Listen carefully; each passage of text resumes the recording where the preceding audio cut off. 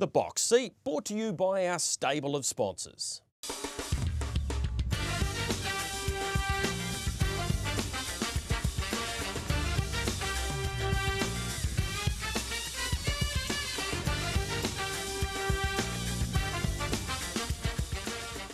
Hi everyone, welcome to this edition of your Box Seat. Yes, we're in the month of May, which Michael Guerin means we're in the home straight in terms of the Box Seat. But I tell you what, the next 4 or 5 weeks we have a stack of very good racing and lots of information. It's almost like half time. Gregory, good morning to you and big hi to everybody watching around Australasia, particularly our Australian friends. So we've had that really intensive sort of 5 weeks of racing in Cambridge and Auckland. Now we catch our breath. And off we go again for Addington. They take the focus the next 2 weeks. Then we bounce back to Auckland. And I think it's really good, Greg, to change that up. I think that halfway stage is a great chance to take stock of what we've seen. I think on the trotting front, that won't take very long because the same horse keeps winning all the races. I think on the pacing front, Greg, really interesting question I've got for you and mentally for the viewers at home. After what we've seen in the last couple of weeks, who's the best pacer in the country? Let's dig a little bit deeper into that. Yeah, we will certainly do that. So what's ahead for you on your show on this week's edition of your Box Seat, brought to you by our stable of sponsors? We'll take in that Alexandra Park action from last Friday night. It's Owners' Night at Addington, including the Uncut Gems. Where's Paul Court? Where's he been? We'll find out a bit about that. We've got the upcoming New Zealand Bloodstock Weanling sales. We have an addition too, Shannon O'Sullivan, delightful young lady in New Zealand at the moment. We'll hear a little bit more about her, and we have the hand milking best bets. So heaps to get through. Let's get straight into it. Back to Alexandra Park, and this was one of the features. Love Me Too was successful, taking out the New Zealand Bloodstock Harness Million 3-year-old Trotters final. In front for Dylan Ferguson. Really good training effort this. Peaked the horse perfectly for the race they thought they could win. Kiss and Run in second, but it was young Dylan, of course, trains alongside Graham Rogerson, and that was an outstanding performance by him. He's now won 3 of his 6 starts, and post-race, Michael Guerin not only talked about the winning performance of Love Me Too, but found out a little bit more about the setup that is Rogerson Racing. Congratulations, young man. That's your biggest training success and a plan well laid out.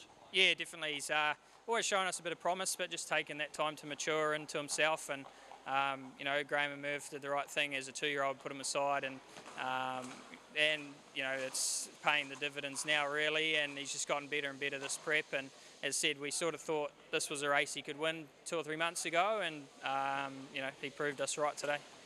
Manners are crucial. A couple of times this year, you deliberately didn't launch him when you could have to try and teach him to become a racehorse? Yeah, for sure. And, you know, Rome wasn't built in a day, they say, and it's the same with the trotter. And he, as I say, he's always been a pretty sensible horse and well-mannered, so it wasn't a big deal for him. But, as I say, long-range plans and, you know, for once it paid off, really. It must be very gratifying considering you're only just starting the official part of your training career, of course, with Graham, to be involved at a victory at this level, beating some really serious stables. Yeah, for sure. And, you know, I think me and Graham have been a good partnership my whole career, really. He's never been frightened to back me, and since I've gone back there as a trainer instead of a junior, he's done nothing short of put the support behind me. And, you know, I really wouldn't be able to train the horses I am without his financial support behind the stable. And as I say, he deserves a feature race win just as much as the rest of us do. I think until about 20 minutes ago, your partner, Joe Stevens, actually had a bigger race win than you in the last couple of years. And I could imagine that got quite annoying sometimes. Yeah, no, it did. It was just lucky that I drove it, so I still had that over her. But, you know, it's a big team effort. It's not just me and Graham, that's for sure. And Joe's always around, and we got great staff. They work just as hard as well, probably harder than what I do, if I'm being honest. But no, they put in the hard yards. You know, Dad's always helping out, Ferguson.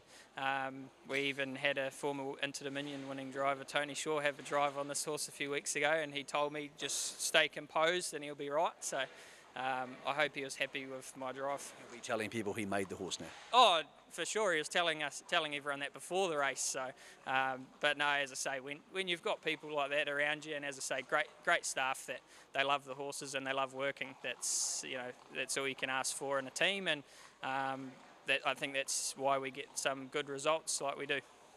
Pretty remarkable to think those colours you're wearing have won New Zealand's biggest 3-year-old galloping race, and about 6 weeks later have won a major 3-year-old trotting race. He's just, I don't know what he is, Graham Rogerson, but it's a freakish body of work that he's involved in, even though I'm sure he doesn't see much of this horse. Oh no, as I say, he's there every day. He's the first one to the stables, and if you're 5 minutes early, you're still late. And as I saw, luckily he's not there watching me.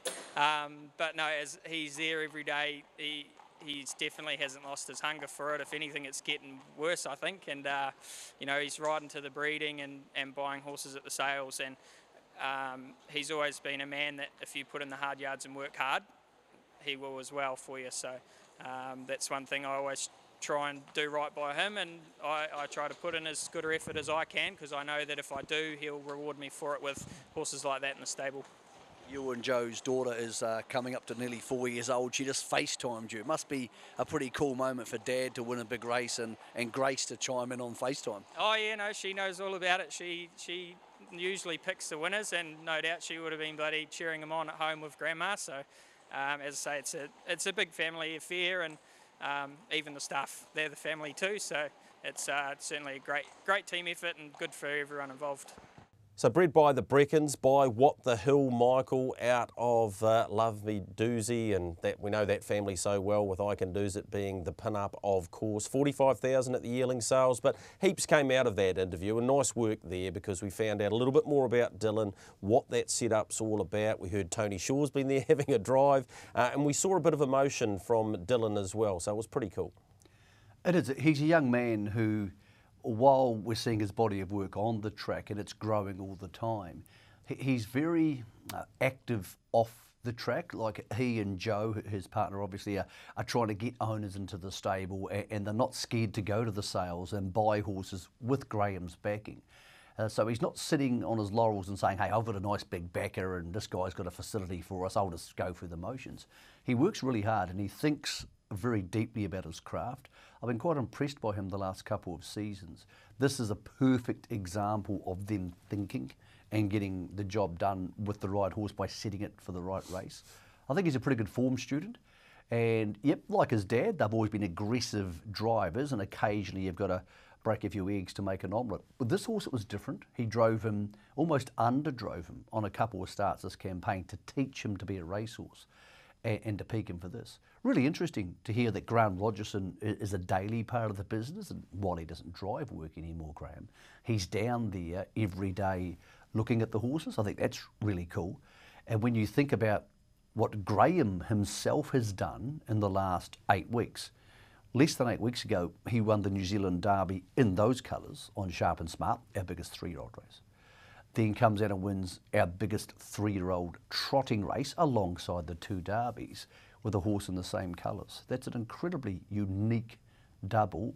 Again, Graham's not really a huge part of that part of the business, but it all comes off him, his investment, his contacts, his track, his facilities, Greg. So even though Roger isn't someone we see at the harness a lot, he's a guy who's having a huge impact, and he has been a real gift to the harness racing industry over the last 10 years. Yep. I know you spoke to Dylan on the radio on Sunday. I believe he's had a couple of whip offences, so therefore we're not going to see him in the sulky for a while. Yeah, look, from about the 19th of May it is, and I suppose it's a bit of a bone of contention for drivers in the north, because unfortunately he copped a suspension on the Thursday night at Cambridge and then the Friday night, and I think all up it might have been 10 days, but of course you only race once a week there, so I think he's out from the 19th of May to the end of July. So yeah, maybe the penalties in the north don't really reflect the same as if they were in the south, and yeah, it's something that may be looked at in the future. But let's just concentrate on congratulating Dylan, and also Merv and Meg Butterworth, who are involved in this horse, and obviously Sharp and Smart, and yeah, they've got that other pacer that goes okay too. A horse that we're about to have a look at, Michael, because on this occasion, Copy That wasn't successful. It was his arch rival in Self Assured. Let's go back to the start here of the New Zealand Messenger with Dawson and Harford, and here was Copy That getting off the gate, Michael, nicely. Can Go, David Butcher, absolutely wanted to make Copy That work just a little bit to take the edge off him, but the most intriguing part of this race, Better Eclipse settles in third position, Self Assured directly behind him. You watch Natalie Rasmussen, she almost instantaneously, as soon as Blair buttons off the pace, she looks, then she has another look, then she goes. And I know there's been a little bit of social media criticism of Blair's drive, but this horse was 4 weeks in a row. He'd had a really hard couple of runs. He'd taken out the race by grins. There goes Natalie, bang, comes out. I don't think he had any choice, Michael, but to hand to Self Assured. Well, first things first, social media criticism is a complete waste of time, and anybody who pays any attention to it will never make money out of harness racing. That's just a fact. Let's move on. Look, you're right, this race wasn't lost here, it was lost a week earlier, because this horse got so worked over and didn't hit the line full of energy. He hit the line tired the week before on the Taylor Mile. That left Blair in the situation where he didn't want to go to the well with him again. These horses have raced 4 times in 4 weeks. So that's where that race was won and lost, not here. The move from Natalie was inspired. She got the job done, she did it perfectly, and we'll hear more about what she was thinking. She gets the messenger, second over Copy That. Well, you made the right move. What made you think that the lead would be there on Self Assured? Oh, well, I just thought over the distance, Mick, you know, Copy That had done enough work early, and I thought, oh, well, hey, if I just sit back, I'm going to end up probably parked at some stage, so I thought may as well have a bit of take a punt and see if I get the top, and yeah, I thought Blair could either pop back around me if he chose to, or, you know, something else, but, you know, when I got no pressure, it was just perfect. And then John Dunn decided to have a dig down the back straight. It was sort of a race where we were on, off, on, off. Yeah, and I think that's the beauty of Little Self Assured. Like, he's just happy, you go with them when they come, he's happy to drop the bit when they're not there. I think that's what makes him such a great little horse, you know. Now, it was a bit stop-starty, but hey, if you're in front and they're leaving you alone, what's the point of going over quick?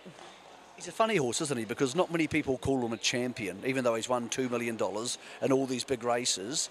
But he's just maybe a gentleman. Oh, he's an absolute gentleman. That's exactly he. And he's a plain little, I'd go as far as say ugly little guy, you know, but he's just so unassuming, and I think that's his thing. He hasn't got anything where you'd go, wow. But when you drive him, you do think, wow. You think, oh, he's got some go. What is he like to drive? Because he doesn't look big and intimidating and powerful, but he seems to get over the ground, particularly now he's older and stronger, very easily. Oh, most definitely, Mick. He's got a lot of gears, and he's got instant speed too, and a lot of bottom. You know, he's always genuine, right to the line. In a dogfight, he's always right there. But no, he feels a great little horse to drive, and it's just so easy to drive because he's so zippy, so quick, so relaxed. So whatever you need him to do, he's with you.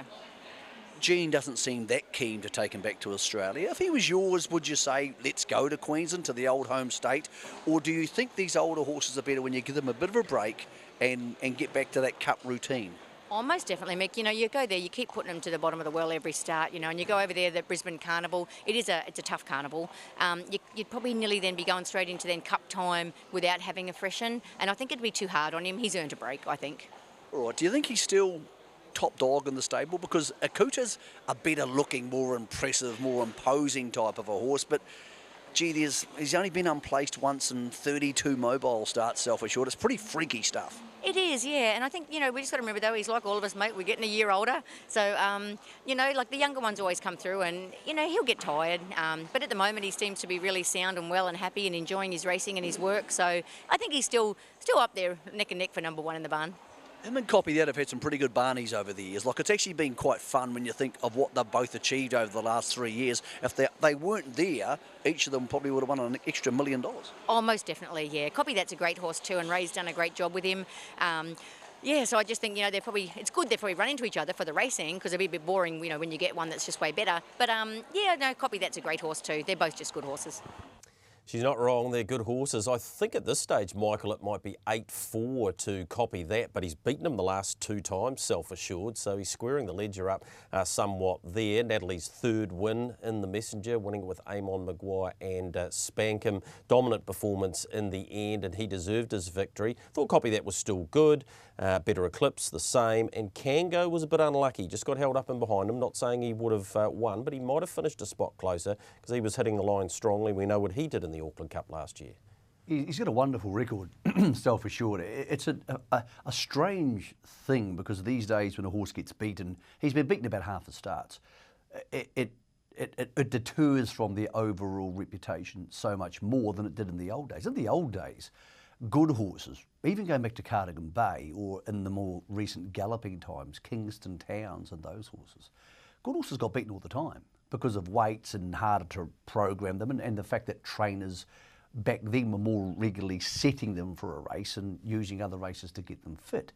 These days, unless you're Winx or Black Caviar and you're just stringing them together like a Lazarus type horse, or you come from one of the parochial states, you can't be a champion. You're not a champion till you win everything. But his body of work, self-assured's top 5 performances. We said this last week on the show and people hate hearing it, but it's still true.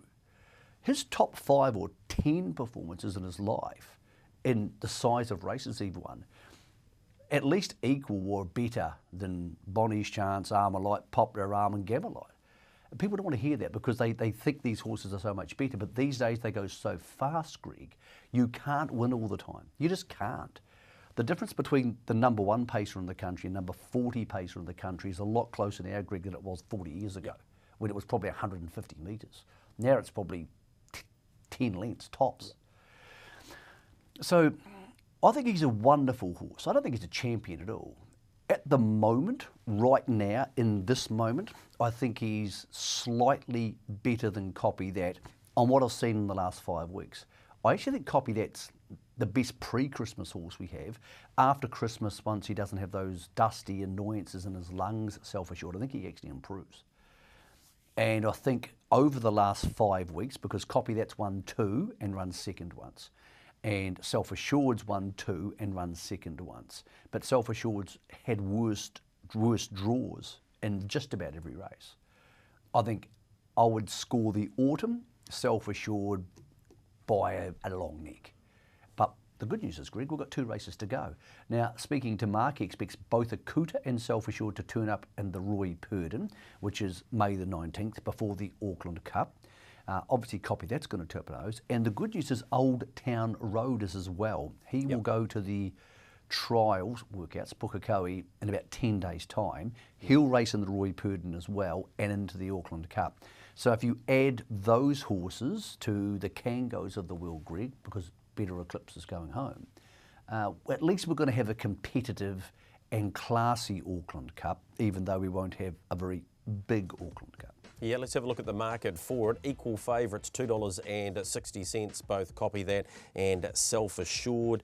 Then you're out to $3 for Akuta, $4.50 Old Town Road and $21 for Kango. It is a bit of a concern numbers-wise for the Auckland Cup. I think last year we had 9, so I know we reshuffled the deck in terms of where this race is, but it's possibly worth having a look at again because you need a fullish field, or at least a dozen, I would have thought, to make it justifiable, if you like, that is where the Auckland Cup sits, but there's better minds thinking about that at the moment. Muscle Mountain continued on his winning way. Let's go and have a look at his dominant win in the National Trot, his 4th Group 1. This was the Peter Breckin Memorial 2023 National Trot. He was in front, Resolve was in the trail after he secured that position, or she did, and it was an excellent performance by her. Oscar Bonavina getting home late in the piece, and we'll hear from co-trainer Greg Hope post-race. Muscle Mountain, he'll get his 3rd Group 1, but scared by the outsider Resolve, who got within a half a length. Well, another Group 1, congratulations, but he's developed a weird little habit of waiting for them, Opie. Yeah, definitely, yeah. Well, he's had a few easy kills and Ben's just sort of been easing him down to the line, you know, a lot of time not pulling the hood off and that, and he is that type of horse. He just does as much as he has to, and to be fair, I think if that horse, he hadn't seen that horse, he would have kicked again, you know. Yeah. Nice drive by Ben because he was smart enough not to let Aldebaran Zeus in behind him and put potentially an outsider behind him. Probably worked out pretty well considering the way the last 50 went. Yeah, definitely. I don't think. I think if he had handed up, I think Zeus would have handed up again, and it would have put us 3 back. So really, we had to chance our arm and have a go in front. You know, like we think he's the best horse around at the moment, and I think he probably needs to be driven accordingly. You know, he's just Got a bit racy in the middle stages. Now you were telling me Ben said he thought it was a 2200 metre race like last week. That might change your plans pre-Roe Cup. Oh yeah, definitely. We're thinking probably just go straight into the Road Cup. We think the 2-2 stand. He probably doesn't need to be 20 behind and chasing them. I think maybe if it had probably been a free for all, we might have contemplated it. But we feel over the 2 miles he can have a little bit of an easy time now, and we'll gear him up for the Road Cup. I think I'll have to talk to Ian, of course. But he's always said, you know, he'll go with what we say. So how would you get him ready for 2 miles without a lead-up race? Is he naturally fit enough to be ready for a Road Cup without a lead-up? Oh yeah, definitely. Yeah. No, he's not the sort of horse that needs a lot of racing. He wins fresh up all the time. He won't need the hard racing. He's naturally just an athlete, you know, and just he does enough work at home to be ready, you know. You must be very proud of you, the horse, obviously Nina and Ben. It's such a big family effort, and it all seems to be going perfectly. Yeah, that's right. Yeah, Nina's a huge part. I mean, a big horse like that, and most of those horses at that level would be getting injected quite readily, their joints, and you know, and he hasn't needed that through Nina just looking after his body the whole time. She spends, I don't know, an hour and a half, 2 hours on him. Most days, just going over him and keeping his body right. Being such a big horse, it just keeps his body right. It keeps his legs right, you know. And yeah, it's a big team effort. Well, number 28 it was for Muscle Mountain. Market for the Roe Cup, Michael has him $1.30. Oscar Bonavina $7.50. Then you're out to Love in the Port at around $9. It's definitely going to be his race to lose, and I suppose there's a little bit of hope for the others because they did get reasonably close to him in the 50th running of the National Trot. Yeah, I think he just waited for them. I think had they resolve got to him, Greg, he would have gone again. Yeah. That's why Ben Hope, being very smart at the start of the race, won the race for him, because Aldebaran Zeus is a better horse than Resolve. And had Ben went off the gate, held Aldebaran Zeus, but then just held him up enough that he didn't let the gap get behind him. And had Aldebaran Zeus got behind him, I think he would have presented a more instant challenge. Yeah, bigger threat, instant challenge than Resolve did. So he was smart enough to lead, but not go really quick off the gate and create a gap. Once Aldebaran Zeus got back in the field, it was a mess for him. Whether he's going to be as potent over 2 miles, I sort of doubt. So yeah, I think he'll win it. I think it's a real shame that Bolt for Brilliance, who I spoke to Tony Hurley here about, and the horse is looking well. It's a shame that he's in the paddock. I think those two would have really made these races backwards and forwards, a little bit like Copy That and Self Assured. At the moment, Greg, I just can't make a case in any way, shape or form for Muscle Mountain to get beaten in any of these races. In fact, I can't make a case for him, apart from a handicap race, for him to get beaten for the rest of the year in New Zealand. Now, that won't happen. He will get beaten at some stage, I'm sure. I don't know who by. Maybe Oscar. Oscar was okay there, but do I really think Oscar Bonavina is going to beat Muscle Mountain because Muscle Mountain almost invariably ends up in front of him? Probably not. No, it's hard to disagree with that, and he's now won 9 of his last 10. Of course, the only time he got beaten was in that epic Dominion by Sunday's Sun. Let's have a look at Alexandra Park for Thursday night, and the feature, the What the Hill, Woodlands Northern Oaks. Here's the Ivy League. In the trail, Michael gets through for Blair Orange and Paul Nairn, takes on High Energy this week. Pretty nice sort of a horse, the Ivy League, but High Energy is different sort of fodder. Yeah, 2 things out of this. Another Paul Nairn victory at Alexandra Park. I think he would have the best strike rate of any trainer who comes north regularly. The horse is actually transferred to Barry Purdon and Scott Phelan. So I take it that Paul said, look, I can't come north. You guys look after the horse, and Paul's a great believer in making sure people get credit for the horses they're actually training. So he's up there now. Oh, sorry, she is. She's up there now and officially in their care. Spoke to Mark Purdon about High Energy because obviously it's her first start right-handed. He said, I was disappointed by her and the way she trotted. She was getting in on the bends last week at the workouts, and he thought that will make her vulnerable. He said he's put a rainbow on the inside, and on Tuesday morning, when she worked on that, with that, she respected it. So he said, I think she'll be fine. So I said, look, do we warn the punters? Is this a concern? He said, no, I think she'll be fine, and I think she'll win. So for what it's worth, that's the update on High Energy, because I'm always reluctant, Greg, to be backing horses fresh up at the park in a major race. Mark sounded 80% confident. All right, $1.45 for her, $6 if you want to take the risk. The Ivy League Kiss and Run was good behind Love Me Too, is a $6.50 chance, and Dylan and Graham have She's Bella at around $21. Not anywhere near that price is Millwood Nike. Here's her two-horse heat win. For Magnus Benroe. She's in front here, Michael. She's very, very comfortable, as we know. She's 12 from 12. The overall time, she only had to go fast enough to win and beat her stablemate and race rival in Mont Lonkin. She's come up $1.08, Michael. $8.50 for another of her stablemates in Fortify, but she is next level, and it would be hard to see her beaten, even though she has to start from the outside of the front row. Just for the multi-takers, I said to Mark, any concerns? He said, nope, she's absolutely flying. So that's the end of that conversation. All right, that's probably the end of that race too. Let's go to the fifth race, where Midfru Luca was excellent, I thought, last time, finishing into second position. That's it in the trail, comes up with a nice barrier draw, has decent early speed. Michael Super Duper Luca was able to hold it off, and the third horse we know has immense talent and was a subsequent winner. But yeah, nice effort. Midfru Luca will get its chance there on Thursday night. Has gate speed. You mentioned early, you know, the fact that it can go early. And I'm finding a lot of races at Alexandra Park at the moment, Greg, have far more aggressive tactics than they have for a long time. There's been a lot more first 600 attacks. Used to be, we went for a period about 2 years ago where it was lead, really slow, trail, really boring. We're getting a lot more attacks, even Self-Assured last week having a crack at copy that and getting the lead. We're seeing a lot more of it. I think it's good, but it does make it harder to predict for a horse like this. I don't think he's a horse who can rough and tumble. So yeah, it's something I'm definitely factoring into my betting at the moment, is there's a lot more first 600s getting under 42.5, even under 42, than we were seeing 2 years ago.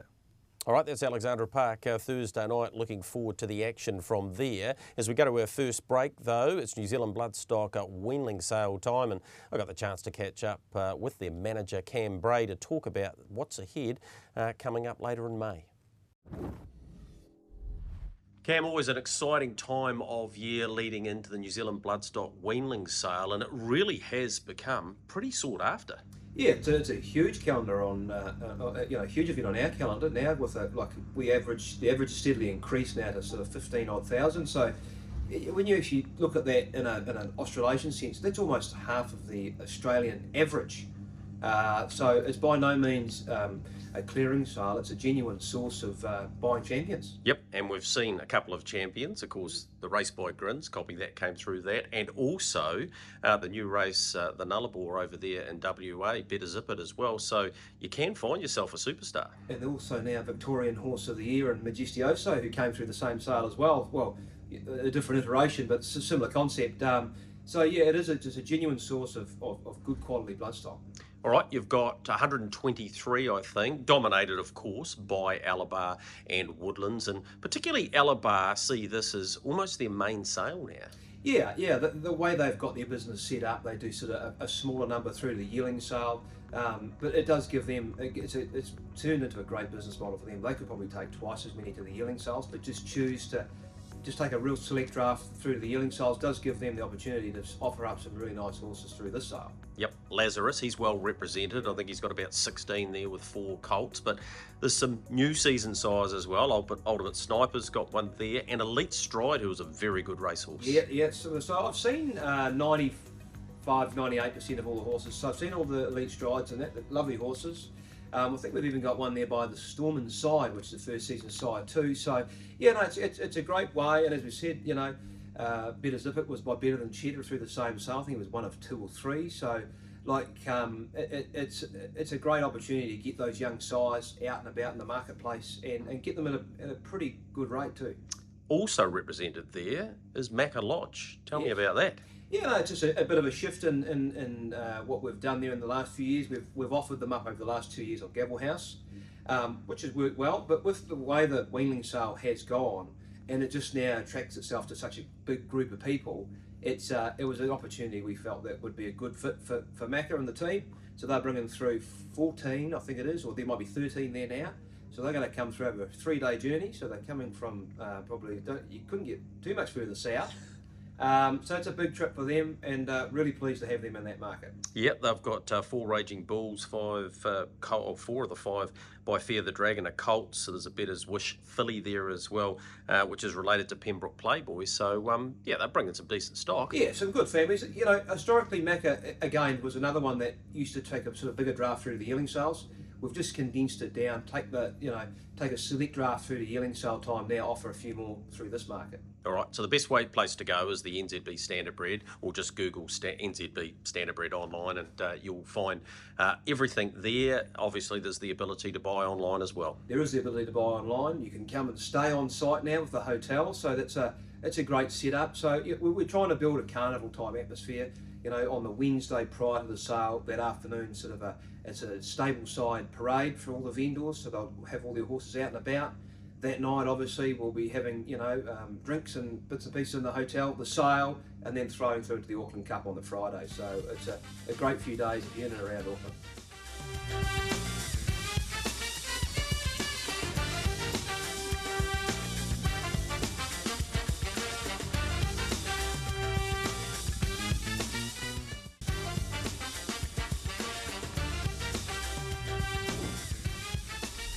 So here's the remarkable pacer that is AG's White Sox. This with Garrard's way too good winning there at Melton. That was career win number 17, and he's now won over 680,000. So a dominant performance from AG's White Sox in the Golden Reign. The now 9-year-old continues to be an absolute racing marvel. So it's good to see him back in winning form, and Greg Sugars and Jess Tubbs getting the business done there. All right, speaking of Australians, lucky enough to catch up earlier in the week with Shannon O'Sullivan. She's a delightful young lady who's heavily involved in the sport, has a great family dynasty and history behind her. So, yeah, had to sit down and had a chat to her about why she's in New Zealand. Shannon, welcome to New Zealand. Welcome to the box seat. You know, thank you for having me. Yeah, it's been a great adventure so far. Yeah. What's the background to you coming to New Zealand? Why are you here? I've always loved New Zealand. I've come over for Cup Week quite a few times, and I just love the people here and just the way the guys race. And I thought I'd give it a crack over here working for a stable for a little bit. And yeah, I enjoyed it too much, and I've extended my stay a little bit longer. And yeah, and been having a bit of success on the track itself. So no, it's been good fun. Yeah, well, the O'Sullivan name's not foreign to New Zealand harness fans, and we go back to the mid-80s, and your dad dominated this place where we are, Addington Raceway, with not only an Inter-Dominion off the ballot and a New Zealand Cup a few months later. So yeah, the foundation had been laid in some respects. Yeah, like he actually come over for my first visit, Dad, when I come over here, and everyone knew him, and I got introduced to so many people, and it was just a really great time in general, and just to sort of see how welcoming everyone was, and they really haven't forgotten the history of what Dad was able to create here. And I sort of wanted to, in a sense, follow that pathway to see what New Zealand brought him for himself. And yeah, I decided why not to come over a few more times for Cup Week, and enjoyed it too much. And yeah, I've just made so many friends over here in my time here at the moment, and it's been a blast. And yeah, I don't know if I'll be able to achieve what Dad's achieved, but I'm filling in my own pathway, and he's my #1 supporter. Was it always going to be horses? I know you did the pony trot thing, and you had ponies, probably from when you could walk.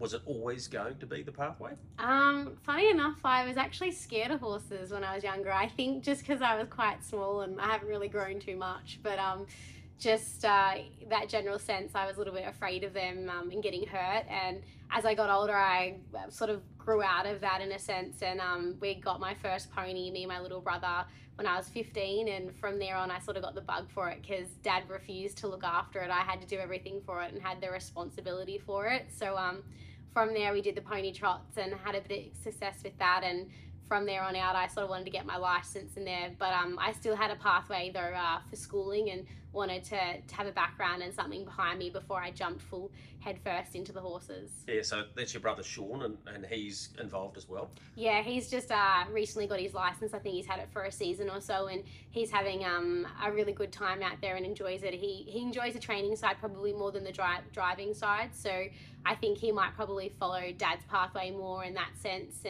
But he's having a lot of fun with it, and he's just enjoying it out there. Just on your dad, he's still training and not driving, but training, and he's had over 2,000 winners. So how is he? Yeah, no, he's kicking along really well. It's surprising when people sort of know he's still training. I think over half a dozen horses now with my little brother, and he still shoes horses every day when he gets the chance. So he's fighting fit there, and he hasn't really changed. Probably the only thing that's changed is probably the hairstyle within the recent years. Now, you've had over 100 winners yourself, and you got yourself a Cobram Trotters Cup, which I know meant a lot to you, didn't it? A group race. Yeah, no, it was really special that moment because it was something I've always wanted to achieve within the sport because Dad sort of dominated the country cups back home, and it was something I really want to achieve myself. And I was given the opportunity by a good friend, Kate Hargraves, who trains Don't Care, and he was a special horse to me. I had a little bit to do with him before the Cobram Cup and got to sort of do a lot on the track with him, and just to be given the opportunity to sit behind a really nice horse that you can just tell the difference. You know, they're like a Ferrari compared to, say, a Corolla or something like that, and he was just so special. And yeah, to get that win, it was a very emotional win for myself. A lot of tears come out of that, but a lot of joy in a sense. And he was able to sort of build up, I think, my repertoire as a driver in a sense. And yeah, I was able to get a group winning drive on, or I should say winning, a group one drive on him at Menangle. So that was quite exciting. Yeah, and the Group 1, yeah, that was pretty special. Have you got a Corolla or a Ferrari? Which one have you got? Currently got a Corolla, oh, right. but we're building up to that Ferrari though. Nice. Now, I know you're involved in the media over there and you love that sort of things with Trot's Vision, so how's that going for you? No, it's good fun. As I sort of say to everyone, I love talking, so to get paid to talk about something you love is awesome. And horses is something, I've breathed from the get-go, so to be able to be passionate about it and come across that way on camera to people and bring them in with you and sort of show your enjoyment with them, and hopefully they get a bit of enjoyment out of it, is something special to me. But yeah, no, it's good fun and something I want to continue doing, and hopefully gets a lot of opportunities in the future for it. Right, driving wise, you've had a couple of wins since you've been here. Bondi Luster at Ashburton. Really patient drive there, which you had to be, didn't you? Yeah, it's a big track. It's surprising that there's no like half-mile tracks here, because back home we have quite a few. So it was like a 1,200 metre track, 400 metre straight. It's you definitely got to count the seconds before you try and make moves and then count them again, and that's what I did, and was just fortunate enough to be in a really nice position. And the horse was going well previously, and if we're able to slot in quite close to the front runners, I thought we were a good chance. But yeah, really impressed with the way he got to the line. Yeah, 3 drives at Rangiora on Sunday, and you got success there too with Arden's Delight. You were placed with the other couple, so you've really hit the ground, haven't you? Yeah, I'm just trying my best out there and trying not to overthink it and having a lot of fun. And it's very different jumping in, like, as I said, the bigger tracks and like 16 horse fields, which we don't have back home. So you sort of jumped in the deep end with there and just got to rate everything right and see how the race pans out in front of you and not overthink too much. But was fortunate enough to pick up the drive in the junior drivers race on Arden's Delight, and yeah, we was able to get the win over top, which was quite exciting. I didn't really expect to get a few wins while I was over here, just wanted to have fun out there on the track. All right, so how long are you here and what does the future hold? Could we possibly see you back here? Well, I'm over here to the end of May, but I am sort of looking to venture out to maybe having a move over here permanently if I can. So yeah, maybe sort of just decide that within the next 6 months and then give it a crack over here if I can. It's definitely in the process and thoughts, but yeah, just a few things have probably got to give me a bit more incentive to say, like, this is a place I want to call home in the future. Yeah, well, it's been great having you here. Congratulations on your success, and super to catch up with you on the box seat. And yeah, we look forward to following you as you continue to win races and everything else you're achieving. Perfect. Thank you, Greg, for having me. So, Michael, she's a real talent. She's picked up a couple of wins while she's been here, and judging by what she said there, might not be the last time we see Shannon O'Sullivan. Yeah, good on her. I mean, she's obviously well established in Victoria, where she's had about 125 victories. So to come across here, get an experience of a different type, training on the beach with the duns, driving at different tracks, I think it's really valuable for any young horse person. I've had a bit to do with Shannon working for Trot's Vision for Harness Racing Victoria. Very dedicated, works really hard, and has a life outside harness racing because she has obviously studied at university and got a degree there. So look, really good addition to our local ranks. Whether she stays here, I have no idea. I know she's heading home eventually, and good to have that sort of cross-trans-Tasmanification, Greg. I think it's a hugely beneficial thing, but she's a young lady with many different possible future paths, and she's worked really hard on her craft as a driver and, as I know personally, as a broadcaster. Yeah, well, it was good to catch up with her. A couple of your other mates have been successful over the weekend, including Chris Alford taking out the Gordon Rothaker and Andy Gath inducted into the Hall of Fame. Yeah, and two extremely popular horse people. They're both good guys, great horsemen. Obviously, Puppet's body of work is enormous, the biggest in Australasia. And he was a real pleasure to have in New Zealand for the last 4 or 5 weeks. And of course, Andy has done a wonderful job with predominantly what feels like trotters. But then again, you think of the paces he's had from a Caribbean Blaster, of course, now to maybe the best pacer in Australasia in Catch a Wave. So what he's done with Kate, of course, being a huge part of the business. I couldn't think of two more, Greg, deserved and popular winners of those two awards that held at the Crown Casino in Melbourne on Sunday night. Yep, totally concur there, Michael. Really sad in recent times to hear of the passing of Jeff Crowth. Jeff was a big name in Northern Harness. He was heavily involved in the administration side of things with the trainers and drivers. I think he was the president of Franklin at one stage. He trained over 230 winners, Michael. Butler's First was a really good horse that I can think of. Stormy Sirocco, another one that he had really good success with as well. So, yeah, I was really sad to hear of his passing back in April. Yeah, very fastidious guy. Guy who had his horses always looking fantastic, and they were well mannered and well treated. The gear always looked great.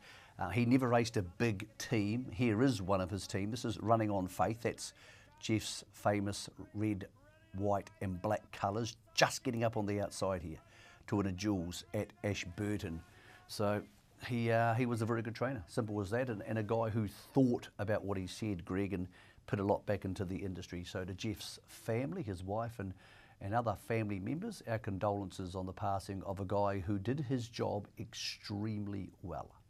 Yep, and there's a Down by the Seaside filly out of Running on Faith as part of the Weanling sales coming up later in the month. So time for us to have a look at these things, the Uncut Gems. It's Addington Raceway's chance to host them once again. It's the 6th running of those. The first of them, the mares. Here's Manhattan at the trials. It's her in the Bob Buck colours.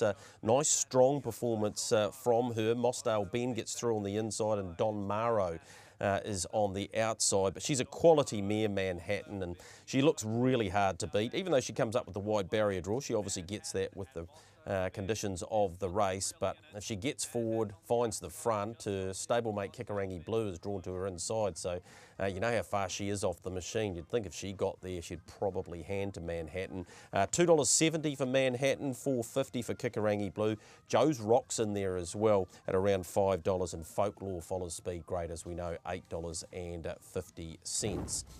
Here's Tommy Waterhouse winning last year's Uncut Gems, and in front, anything goes going to its inside, so it's a very strong form race this, and He raced last week, was just okay, I thought, has to come off the second row this time. Anything Goes is a better horse, and I reckon it'll get the result this week, and so do the punters, $1.70. But yeah, this was Tommy winning last week. And when you think of some of the other winners of this section, Cash and Flow, You May Collect, it's been a pretty strong sort of a section, hasn't it? So yeah, looking forward to seeing Anything Goes take on the likes of Mossdale Ben. Beach Balls in there, $21 if you want to back him this week. The $1.70 for Anything Goes, pushing out all the other prices, and Heisenberg there at $12. Let's have a look at I Dream of Jeannie winning last week, beating Peregrine, because they clash in the next of our Uncut Gems with New Zealand Bloodstock Standard Bred, and this was in the About Now. Really strong performance from both of these horses. Bella Buttons, who's in a class race earlier in the night, looks hard to beat too, but I Dream of Jeannie's back off the 30 metres with Matuatana, and both of those horses will be chasing the likes of the defending champ of this category in Majestic Lavros and Paramount Empress. So Paramount Empress comes up at $1.90. Then you're out to $7 for Peregrine. Majestic Lavros, who I don't mind on an each-way basis, he's building quite nicely. He's $15, and I Dream of Jeannie at $9. Here's a couple of very smart age group performers going head-to-head, Michael. First of those is Don't Stop Dreaming. This is him winning his heat. Natalie Rasmussen doing the driving. So looking forward to the Sire Stakes heat this week with Garrards. He draws barrier 8, and Merlin, who we're about to see in 9, $2.10 for Don't Stop Dreaming, $3.50 for Merlin. I suppose the intrigue here, Michael, is who's going to press the button first, because the big final is coming up on the 12th of May. Well, it's a lot easier for the Don't Stop Dreaming camp, Natalie, to push the button, because the horses inside her are more likely to hand up to her, because she can always choose to keep Merlin to her outside. She has the option. Merlin doesn't. He has to go where the other horses let him go, because he doesn't have any stablemates inside him. His stablemate's on the second line. And of course, there's no guarantee he'll get across Don't Stop Dreaming. It's a tricky race to bet in, because intent is everything. And this is why it's so hard not having trackside presenters on track. Yep. Like, this meeting would deserve to have somebody there. And that person would go to the stables and say, what are you going to do? And what are you going to do? And that's where we miss out. Like, this is a major Friday night meeting. I'm not criticising anybody. This is the policy that's been implemented. Yep. But at the Gallops this Saturday, and there's no good galloping meetings in New Zealand this Saturday, it's quite a minor meeting. If you have Gallops presenters there and they can give that information to people, people will bet a lot more willingly than they will without that information. Yep. And that's where this becomes really tricky. I'll try and do it for the New Zealand Herald, but not everybody reads the paper. I respect that. So that's where things stand with that group. So just looking at the market for that Sire Stakes final with Garrards, $2.50 a pair, Merlin and Don't Stop Dreaming, $8 for Sinbad and $13 for Final Collect. All right, let's hear now from a man who's been out of the country for a couple of years, but although it's a very sad time, him here to go to the funeral of his mate Todd Smith. Got a chance to sit down with Paul Court and find out what he's up to. Well, Paul, it's nice to have you back in the country, because your last winner, Stickman, back in July of 2020, seems like a wee while ago. Yeah, I think it's pretty much just over 2.5 years, so a lot's happened since then, and it's good to be home, just terrible circumstances, but yeah. Yeah, your mate Toddy, unfortunately, no longer with us. He was a big part of the fanfare when it came to Terra to Love. He loved the horse, didn't he? Yeah, he did, and he's a great supporter, and you know, he just loved having a beer and a punt, and even more so just going to the races. So it's a big hole he's left behind. All right, mate, where have you been? So we moved to Canada. We're an hour north of Toronto. We're all settled in there pretty well, and yeah, it's a change, but we're really happy, and yeah, we're pretty excited about what the future holds. So what brought about that change? I mean, obviously Chantel's from Canada, and her parents are there, and opportunities up there. There were some. So is that pretty much it in a nutshell? Pretty much, mate. You know, we give it a crack there, moving many years ago, and it didn't quite work out. And this time we sort of took the bull by the horns and says, you know what, we'll do it, and get the kids to grow up in another country and where Chantel's from, and so it's been good, and we're utilising the snow and doing a bit of skiing and stuff like that. So and the summers are just as good. So we're very happy, and everything's going well. All right, you doing any horses? Well, yeah, funnily enough, I got sort of asked to train a couple of claimers last summer, which was actually quite good. So we did that and then shut it down over the winter. And I actually got Hale Christian back. So I'm just training him at the moment. And now that it's warming up, I'll get a couple of claimers again over the summer. Tell me about the winter and how high the snow gets around your place. I know you've got a couple of photos you'll be able to flick us. It's completely different to what we're used to. Oh yeah, it took a wee bit of getting used to. It was a bit of novelty shoveling the driveway for the first winter. That soon wore off, and I purchased a snowblower, and it's a big game changer. But yeah, it gets pretty cold. I think the coldest it's been since I've been there is -38 Celsius, and the snowbanks on either side of the driveway have been taller than me the last couple of years. So it's just to give you an idea of how much snow we get. All right. We know that you're training a couple of horses. What else are you doing? Because the jacket you've got on there tells me you're into something else. Yeah, so when I moved, I couldn't work for the first year just due to waiting for my residency to come through. So I checked a few things out, and North America didn't really have anything for trainer-to-owner communications. So I developed an app called Stable Hub, and it's just to streamline trainer-to-owner communications.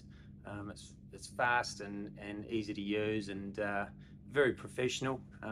We've got some great trainers all around the world on it, and they love it, and so it's going pretty well. All right, so it's basically a message service, whether that be through video or text, keeping the owners updated, which we've been banging on about for quite some time in this game. The communication is the key.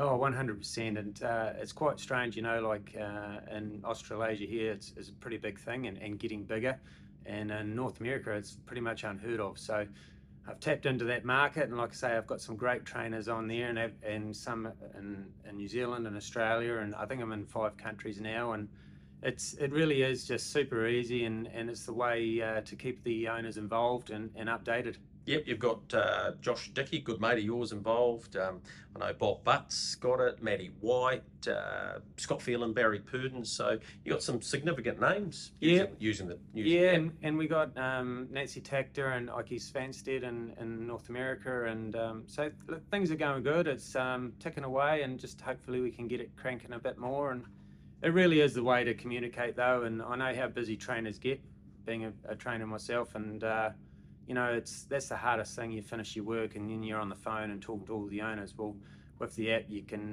update them just by clicking a few buttons on the phone, and it's done. And the feedback I've been getting is very good, and even from owners, they just love it. Yeah, pretty cost effective too. I think looking on your website, and anyone can go there, stablehub.ca. If you go on there or just Google Stable Hub, you'll be able to find it. 1 to 10 horses, it costs about $2.50 a month or something like that. Is that right? Per horse, I think. Horse, and, yeah. And I think there's 7 different plans. I can't remember the prices it is now, but well, I can tell you from 56 up to 100 horses, and who's got more than that? It's about $120 a month. So obviously it scales down the bigger the number of horses you've got. So look, it's a wonderful tool, and anyone can go and have a look at it and see if it appeals to them, and they get a free trial as well, I see. Yeah, they get a 1 month free trial, and if really speaking, when you look at the costing too, when you work it out per horse per month, it's dirt cheap, and if it makes your life a lot easier, which it will, it's worth every penny. All right, well, it's great to have you back here in the country. I know it's not for the right reasons, but yeah, you've had a fair bit of success, not only with the Mighty Terror to Love and his 3rd Cup, and I suppose was that part of the reason that you'd reached the Everest, if you like. Only 3 horses have ever achieved that, and you did that alongside your dad. So, there weren't too many mountains to conquer, so to speak. Oh, there's still plenty of races I'd love to win and stuff like that, but at the end of the day, it's all about family, and that's something I've learned over the years, that family always comes first, and you know, if you've got a happy family, then you're away laughing. But you know what, you never know what's going to happen and what's around the corner, so we'll just play it by ear. So we could see you back? Oh, I don't know about that, but we'll see. So Paul Court, yeah, Stable Hub. Let's get online, have a look at it. It's all about communication with your owners, and if that's what will do it for you, and I'll tell you what, it's a pretty good sort of a site and a wonderful tool. You should have a look into that. And a big win for the stable, of course, with Steph's boy saluting last Friday. All right, as we go to a break, let's have a look at the Waimakariri Businesses Cup last week at Rangiora, taken out by Here's Herbie. Of course, we have the Country Cups final for 90,000 with Hydroflow coming up next week at Addington Raceway. He's a pretty smart boy, though. Here's Herbie. Here's Herbie, the winner, beats See Ya Art, Jimmy, Armour and out wide at Terry.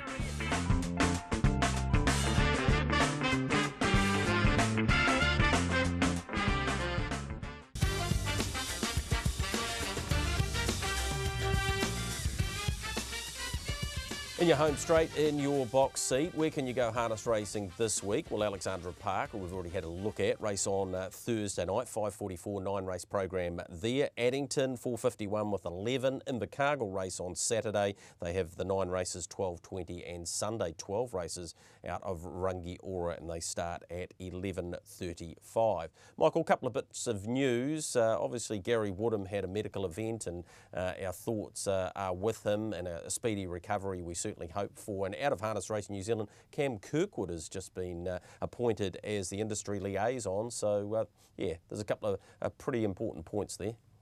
Yeah, obviously Gary has been sick. I know he's back home now. That's good news, and we're hoping that he gets back to full health as soon as possible and doesn't rush back to work. And well done to Cam. It's an important role, liaison within the industry, because you can't have everybody in the industry ringing everybody at Harness Racing New Zealand. You need to have it go through a central point. He's a very dedicated young man, so yeah, that central point is a very good idea to stop the messaging going to too many different places. Yeah, exactly. Don't forget about those Lincoln Farm partnerships too. Just had a look on their website. They've got 6 or 7 great opportunities there for you, so go to Lincoln Farms for that. Michael, your best bet of the week with hand milking, we're still sitting around that 5,300 mark, so we need to boost that up a bit. I really like this one. Ideal Dream. I think it's a pretty good horse. I think it's probably a 5-win horse. It's won 2. Hasn't had any good draws. Has been just crawled by draws this entire campaign. Gets barrier 2, Alexandra Park, Thursday night, and gets David Butcher. So I think it'll win. All right. Big chance there. I think anything goes will win the 8th out of Addington on Friday night, and Graham's gone with Manhattan into Paramount Empress. Don't forget about Sunday too. Really good fillies race there for the 2-year-olds, and a couple from Stonewall, Melody Banner and Artie B. Mickey. I reckon Artie B. Mickey might be the best of those two. That's been your box seat for another week. Michael, really appreciate your input once again, and you and I will be back in a week's time.